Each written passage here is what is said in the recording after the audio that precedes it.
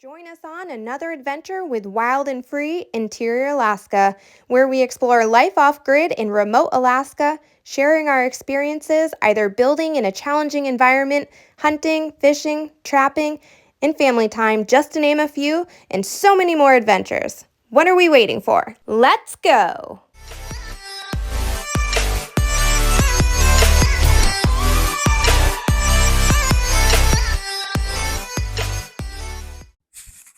In this episode, we take you off-grid to our remote cabin in Alaska where we're going to experience Thanksgiving together for the first time. Our journey out started out pretty cold. It didn't really improve a whole lot as far as temperature, and massive winds blew in. We have a lot to show you, so we're breaking it up over several episodes. So take a look inside our Thanksgiving adventures off-grid. Thanksgiving out at the cabin. That's a 23-pound turkey. It's thawed for now, but it's probably going to freeze on the way out because it's 20 below. So we'll see how this goes. We are going out for our longest weekend yet for Thanksgiving. So we should be there about 4 nights. It's currently 22 below. So we will see how this goes. It's dark out and it's only gonna get worse. They also got 6 inches of fresh snow up there. Yeah, and there's 6 inches of fresh snow up there, and there was like 34-mile-per-hour winds the other night, so we're expecting some massive drifts and zero visibility of any existing trail. Not that we expected it anyways. We'll hopefully make it out there safe and sound. Time will tell. As you can see, we've been driving for a little while. At one point it was 30 below. I'll drop a picture in so you have that proof. And now, as we are starting to... 11 miles out. We're 11 miles out and we're climbing in elevation. Well, right now we're kind of going down, but we will begin climbing up, and I'm hoping that it's only going to be like 10 below at the trailhead because of the inversion. That's kind of what we were hoping this whole time, but time will tell. I'll update you when we get there, but we have gone from 30 below to 14 below, and that's looking promising.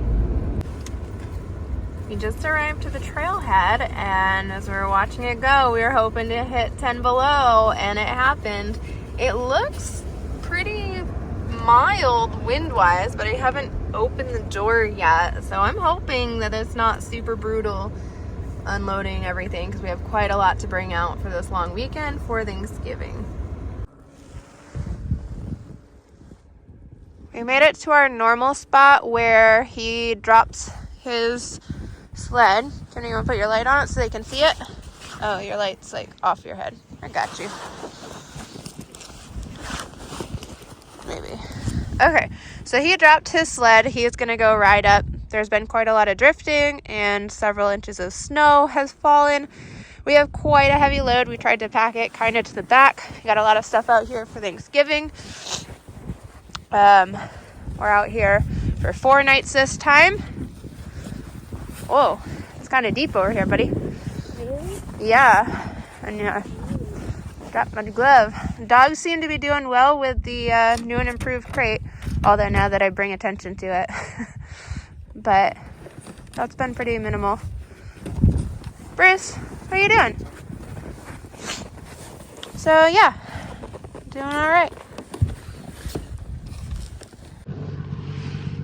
So in typical fashion, whenever we get fresh snow or wind, I drop my sled here. I run it up and down.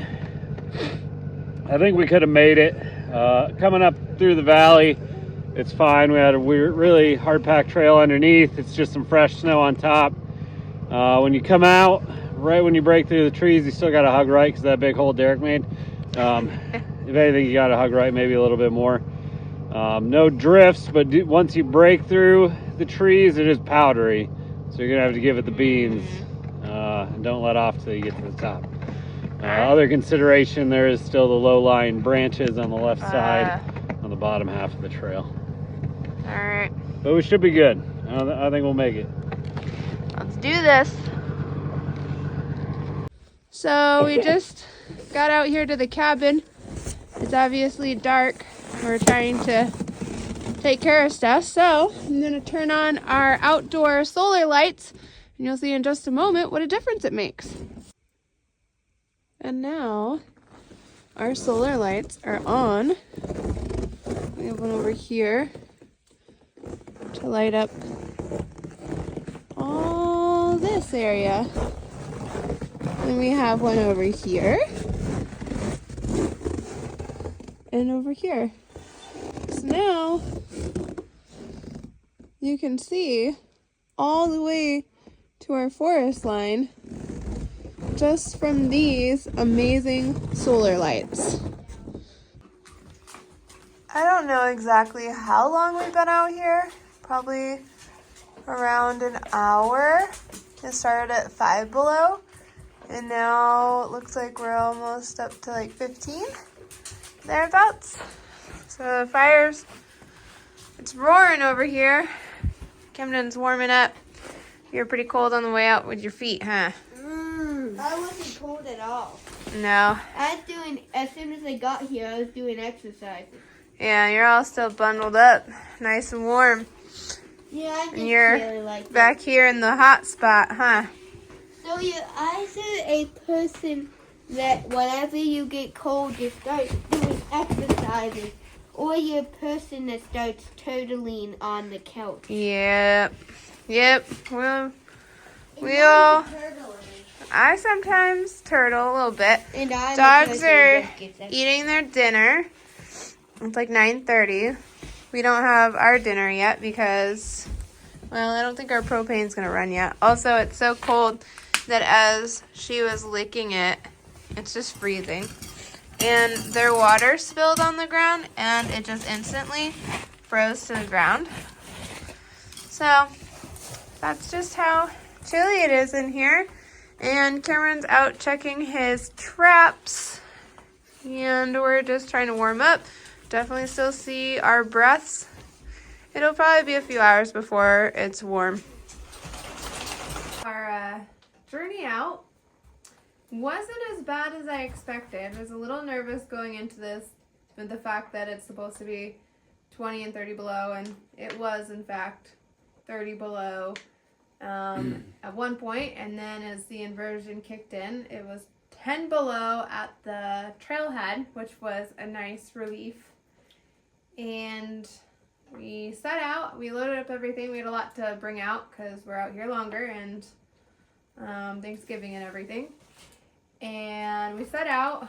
You're a little far to one side initially. Well, yeah. The trail was invisible. To go back, roll it back to the beginning. We were kind of, we were planning on coming out here. It's going to be the longest time we've spent here continuously.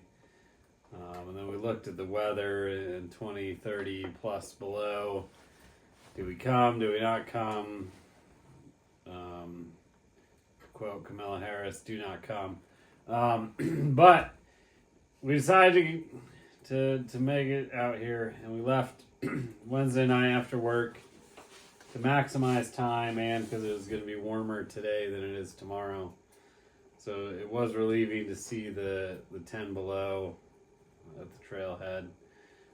But yesterday and earlier this week, there were 6 inches of fresh snow and 30-mile-an-hour winds. So the trail is pretty much gone. You couldn't see it, even though me and my dad were out here Sunday, and it's Wednesday, so it's been 3 days since we rode it, but you couldn't see our tracks at all. So, yeah, like you're saying, we went a little too far right coming down, mainly because you always say I go too far left, so I was making sure to just keep it right. I'd rather you go right than left. So, like, there's really no trail markers. When you're in the trees, you got to kind of look for, like the line of the trees. A littlest opening that you're like, sure, maybe... you see me, like, I'll go, like, right and left, so you can use your headlights to kind of scan what's in front of you. Yeah. It all looks the same. Like, it's dark. Yeah. All the snowy trees look just like snowy trees. At least it wasn't snowing. If it was snowing, it would have been much more difficult. Yeah. when it's snowing, it cuts down how far you can see with the headlights drastically. I mean, you're talking, you can see 15, 20 feet in front of you. At least this, we can see a good 50, 75, 100 feet in front of us. So not too much getting lost. We came up out of the valley over the high ground. Thought we cut down pretty good. Towards the bottom, we're maybe a little bit to the left, but not drastically. Too bad. Came up and that. around there. Went up over the next one, and then in there, it's where it always gets a little confusing, is because you got to remember to count like 1, 2, 3 hills. Once again, I had to do like the swooping back and forth to just scan where I'm at, figure it out. By that, he also means we went over this way, then we came back around this way. Well, and I knew that there's that rocky outcrop, and I'm like, Yeah. I know the trail does not go that close. Right. Luckily, even though like it's powder out there, we were okay and we didn't get stuck or buried. There was definitely moments of snow beyond the windshield when you're just breaking through. Dropping down the steep hill that we had to winch the 4Runner up in a previous video. In the dark, it's always like the trail goes straight and then 90-degree left down that hill. But figuring out what and angle. It's always hard to figure out exactly where to make that 90 and head down. There's no markers up there. There's no trees. There's no nothing. We built a tripod. It's now buried. Yeah. The wind might unbury it at some point. Yeah, it kept falling down. But we found it. We strayed just a little bit far left, and I knew I was trying to get it to come back right, and I couldn't make it. With Camden on the snow machine with me, so I had him hop off and just threw all my weight on the side and got it back over. But the snow was up to the windshield at that point in time. So it's 4 feet of snow probably at least, but it's deep. The snow through that section, I don't know if it was from the wind, it was deep that whole way down. It was probably the deepest there than any other part of our trek. We were definitely still like plowing through it, even on the existing trail that we started on before you got off and getting back on. That whole section was just deep. But other so than we that, made it out here. it's the like thermometer 20 read below. 5 below. Oh, in inside. the cabin. Yeah, in the cabin. I don't know how accurate these thermometers are, but we're already up. It's over 45 degrees in here now. We've had this wood stove cranking, and it's been a couple hours. It's not bad at all. No, it's reasonable. It's good. Outside, I think it's like 20 below. I don't know that it's that close. Well, that's what I don't know if that thing's right. That thermometer doesn't know what it's doing. But it's not too terrible. Definitely colder down in the valley, though, when you rode down there. And you came back all snowy, but it's cozy upstairs. Camden says he's taking a nap. We'll see if he wakes The biggest back problem is all our waters and all our stuff like that had to ride in the bed of the truck. Well, it was 20, 30 below for most of the 2-hour truck ride, and then, add in an hour and a half snow machine ride and 10 below. So all our waters and everything are frozen. But so we're waiting to thaw the waters in our containers. One's here, one's sitting in front of the stove there, so that we can finally make dinner. And it is 10:40 p.m. We haven't eaten since lunchtime. Kids are being super patient. Carter's over here drawing. Camden's taking a nap, he says. So we're just waiting until we can thaw our water and make some dinner. Titanic, I can see it. You want to show them the Titanic? Yeah, I was thinking maybe put it in like a bottle or something. Make a bottle around it. Maybe I could do a giveaway for you guys for whichever one of you drops in $15 into the 5 or 15. It's YouTube, bud. You can't. I don't think they can money. just give money. I thought that they could just do. If you can figure out how to just give money so this kid can mail you a picture, whoever go for it. Whoever drops in the most bidding gets it mailed. All right. If there's an option, y'all figure it out. We'll get in contact and mail you this sweet Titanic picture he's working on. Not quite finished. Around 45% done. Finished product will be when you receive it. And on that bombshell, it's time to end. Thanks for joining us. Give us a like and subscribe and follow for our next adventures on Wild and Free. Interior Alaska.